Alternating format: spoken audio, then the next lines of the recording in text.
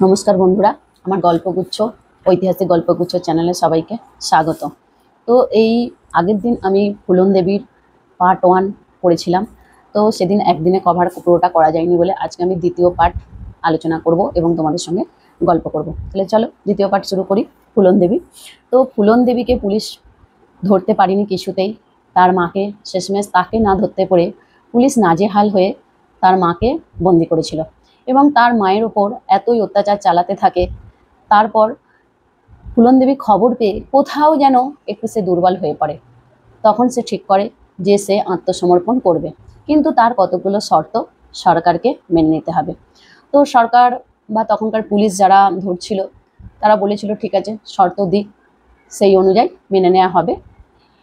তো ফুলনের প্রথম শর্ত ছিল যে 8 বছরের বেশি কাউকে কারাদণ্ড দেয়া যাবে না, এবং তার সঙ্গী সাথী 2 নম্বর ছিল তার সঙ্গী সাথীদের যে কারাদণ্ড হবে তাদের কাউকে হাত করা পরানো যাবে না। 3 নম্বর ছিল তার যে ওই যার সঙ্গী সাথী তাদের যে কারাগারে রাখবে সেটা মধ্যপ্রদেশের কোনো জেলে রাখতে হবে, কোনো মতেই উত্তরপ্রদেশের জেলে রাখা যাবে না।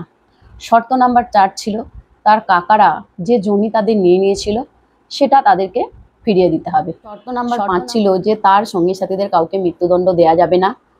আর শর্ত নাম্বার 7 ছিল যে তার ভাইকে সরকারি চাকরি দিতে হবে। তো এই শর্তগুলো যখন ফুলন দিয়েছিল তখন পুলিশ মেনে নিয়েছিল। তো সেই অনুযায়ী ফুলন ঠিক করেছিল 1883 সালে 12ই ফেব্রুয়ারি যে সে পুলিশের কাছে আত্মসমর্পণ করবে। তো আত্মসমর্পণের দিন ঠিক হয়ে গেল। তাকে দেখার জন্য মধ্যপ্রদেশের মানে অসংখ্য লোকের ভিড়, 6000 থেকে 8000 লোক জমায়েত হয়েছিল এবং সেখানে 2000 পুলিশও হাজির ছিল। অবশেষে তাদের দেবী ফুলন দেবী সকাল 10টায় হাজির হলো। মাথায় লাল ফেঁটটি, কাঁধে বন্দুক, কপালে ছুঁয়ে মা দুর্গাকে এক নমস্কার করলো, নিজের কাঁধের বন্দুক সেদিন সে আত্মসমর্পণ করলো। কিন্তু তারপরে পুলিশ কিন্তু কথা রাখেনি। পুলিশ ফুলন দেবীকে গ্রেপ্তার করলো, 46টি তার বিরুদ্ধে মামলা দায়ের করলো, তাকে কারাগারে রাখলো। তার সঙ্গী সাথীদের ছেড়ে দিলেও ফুলন দেবীকে ছাড়েনি, তিনি কারাগারেই বন্দী ছিলেন। তো 1994 সালে মুলায়ম সিং যাদব যখন মুখ্যমন্ত্রী হলেন তখন তাকে মুক্তি দেওয়া হয়েছিল। তার জীবনের তখন আবার নতুন অধ্যায় শুরু হলো। তিনি রাজনৈতিক জীবন শুরু করলেন।